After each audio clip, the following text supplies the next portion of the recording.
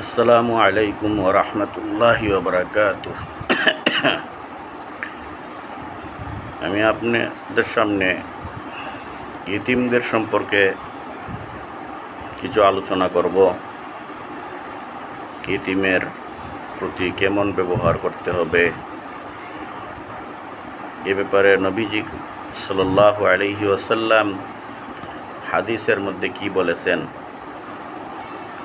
হযরতে ইবনে আব্বাস রাদিয়াল্লাহু তাআলা আনহু থেকে বর্ণিত, আন্না নবী সাল্লাল্লাহু আলাইহি ওয়াসাল্লাম قال, নবীজি সাল্লাল্লাহু আলাইহি ওয়াসাল্লাম বলছেন, মান কাবাদা ইয়াতীমান মিন বাইনিল মুসলিমিনা ইলা তুআমিহি ওয়া শারাবিহি, যে ব্যক্তি কোনো ইতিমের পানাহারের দায়িত্ব নিল, খাবার দাবারের দায়িত্ব নিল, আদখালাহুল্লাহুল জান্নাতা আলবাত্তাতা, অবশ্যই আল্লাহ তাআলা এতিমকে জান্নাতে, এতিমের এই দায়িত্ববান ব্যক্তিকে জান্নাতে প্রবেশ করাবেন। ইল্লা আইয়ামালা জামবান লা ইউগফারা লাহু, হ্যাঁ, যদি এই ব্যক্তি এমন কোনো পাপ করে যেটা ক্ষমার যোগ্য নয়, তাহলে সেটা স্বতন্ত্র ব্যাপার, ভিন্ন ব্যাপার। আন সাহল ইবনে সাদিন আনিন নবী সাল্লাল্লাহু আলাইহি ওয়াসাল্লাম قال, আনা ওয়াকাফিলুল ইয়াতীমি ফিল জান্নাতি হাকাযা ওয়া ক্বালা বিইসবাইহি সাব্বাবাতি ওয়াল ওয়ুসতা ওয়া ফাররাজা বাইনাহুমা শাইআ। সাহল ইবনে সাদ রাদিয়াল্লাহু তাআলা আনহু থেকে হাদিস বর্ণিত, নবীজি বলেন, আমি এবং ইতিমের জিম্মাদার, যে ইতিমের দ্বারকবাহক হবে, জান্নাতের মধ্যে এমনভাবে থাকব। এই বলে নবী সাল্লাল্লাহু আলাইহি সাল্লাম দুটি আঙ্গুলকে এইভাবে উঠালেন। একটা হলো সাব্বাবা, মানে শাহাদত আঙ্গুল, এবং মধ্যমা আঙ্গুল সামনে মাঝে একটু ফাঁকা রাখলেন। অর্থাৎ এর দ্বারা বুঝাইলেন, আমি এবং ইতিমের জিম্মাদার জান্নাতের মধ্যে খুব কাছাকাছি থাকব। আরেক হাদিসের মধ্যে আসছে, আন আবি হুরায়রা রাদিয়াল্লাহু তাআলা আনহু قال قال رسول الله صلى الله عليه وسلم, خير بيت في المسلمين بيت فيه يتيم يحسن إليه وشر بيت في المسلمين بيت فيه يتيم يساء إليه। মুসলমানদের ঘরের মধ্যে উত্তম ঘর হলো যেই ঘরের মধ্যে এতিম আছে এবং এতিমের সাথে সৎ আচরণ করা হয়। আর মুসলমানদের ঘরের মধ্যে নিকৃষ্ট ঘর হইল ওই ঘর যেই ঘরের মধ্যে এতিম আছে অথচ এতিমের সাথে দুর্ব্যবহার করা হয়, এতিমের মাল খেয়ে ফেলা হয়, এতিমের পুরা হকটুকু দেওয়া হয় না, তার মাল লুট করে খাওয়া হয়।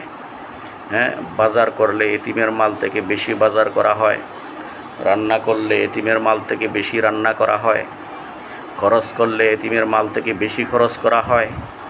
এইভাবে এতিমের সাথে জুলুম অত্যাচার করা হয়। এতিমের কেউ নাই, এতিম মারা গেছে। তো সবচাইতে নিকৃষ্ট মুসলমানের ঘর ওই ঘর যেখানে এতিম আছে এবং এতিমের সাথে দুর্ব্যবহার করা হয়।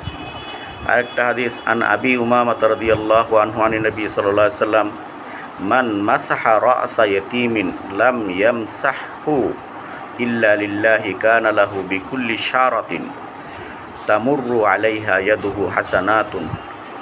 এই হাদিসের মধ্যে বলা হয়েছে, যে ব্যক্তি এতিমের মাথা মাসে করে দিল, মুছে দিল, তো তার হাত যেই পরিমাণ চুলের উপর দিয়ে গেল সেই পরিমাণ চুল অনুযায়ী আল্লাহ তাআলা তাকে সওয়াব দান করবেন। অর্থাৎ হাত যেই পরিমাণ চুলের উপর দিয়ে গেল সেই পরিমাণ চুল অনুপাতে আল্লাহ তাআলা তাকে প্রত্যেকটা চুলের বিনিময়ে একটি করে নেকি দান করবেন। সুবহানাল্লাহ, কত বড় সওয়াবের কথা।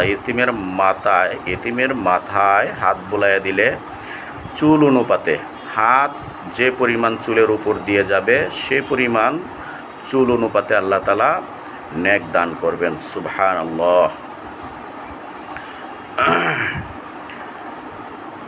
আরেকটা হাদিসের মধ্যে আসছে, আউফ ইবনে মালিকিন রাদিয়াল্লাহু তাআলা আনহু থেকে, মালিকিল আশজাঈ রাদিয়াল্লাহু তাআলা আনহু থেকে বর্ণিত, ক্বালা ক্বালা রাসূলুল্লাহ সাল্লাল্লাহু আলাইহি ওয়াসাল্লাম, আনা ওয়া ইমরাআতুন সাফআউল খাদ্দাইনি কাহাতাইনি ইয়াউমাল কিয়ামাহ ওয়া আওমা ইয়াজিদ ইবনু জুরাইন বিল বুসতা ওয়াস সাব্বাবা ইমরাআতুন আমাত মিন যাওজিহা জাতু মানসাবিন ওয়া জামালিন হাবাসাত নাফসাহা আলা ইয়াতামাহা হাত্তা বানু আও মাতু। নবী সাল্লাল্লাহু আলাইহি সাল্লাম বলেন, আমি এবং বিবর্ণ গাল বিশিষ্ট মহিলা এমনভাবে থাকব। এখানেও দুইটি আঙ্গুল উত্তোলন করেছেন।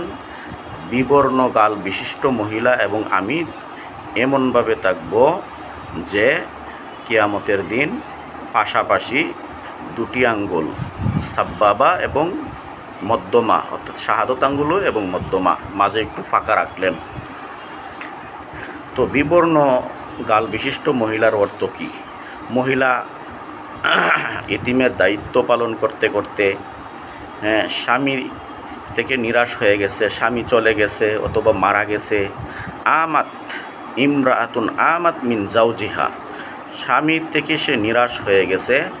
মহিলা অথচ সুন্দরী এবং উঁচু বংশের মহিলা হওয়া সত্ত্বেও নিজেকে এই এতিমের উপর আটকিয়ে রেখেছে। এতিমের কারণে মহিলা ইচ্ছা করলে অন্য জায়গায় বিয়ে বসতে পারত, যায় নাই। এতিমের দায়িত্ব পালন করতে করতে তার সুন্দর চেহারা মলিন হয়ে গেছে, শুকিয়ে গেছে, গাল ভিতরে ঢুকে গেছে। এটাকেই বলছেন বিবর্ণ গাল বিশিষ্ট মহিলা। অর্থাৎ এতিমের জিম্মাদার মহিলা নবীজির পাশাপাশি থাকবেন কিয়ামতের দিন। কোন পর্যন্ত? হাত্তা বানু আও মাতু, এতিমরা এই মহিলাকে ছেড়ে চলে যাওয়া পর্যন্ত অথবা মরে যাওয়ার আগ পর্যন্ত। আল্লাহ তাআলা আমাদেরকে এতিমের কদর করার, হাদিসের মর্মবাণী বুঝে আমল করার তৌফিক দান করুন। আমিন।